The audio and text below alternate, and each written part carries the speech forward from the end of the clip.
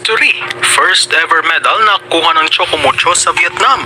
Sila rin ang first ever Filipino team to beat a Japanese team. Pagdaya ng ref, huli cam pero di umubra. Pero kung yan nag-viads, huwag kalimutang mag-subscribe, click ang notification bell para i-update kayo dito sa ating channel.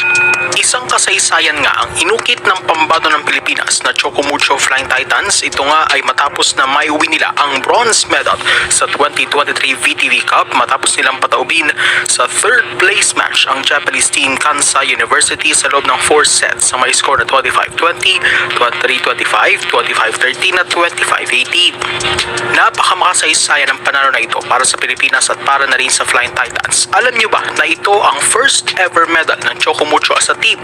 Yes, dahil sa halos 4 na taon nila sa PVL, never pa sila nag-uwi ng medalya. Grabe, sino mag-aakala na ang team na di nagiging successful sa Pinas ay sa ibang bansa pa pala makakakuha ng highest achievement nila bilang isang kupunan. Second fact, ito rin ang kauna-unang medalya ng Pilipinas sa VTV Cup. For ilang years kasi nakasali tayo sa kompetisyon na ito, never pa na nagme-medal ang Philippine team na pinapadala natin dito. Ito lamang ang katangi-tangi na nagmedalya tayo sa ligang ito. Ibig sabihin, this is the best club team na pinadala natin sa ligang ito. At overall, ito ang first ever international medal by any Philippine indoor volleyball team in 4 years.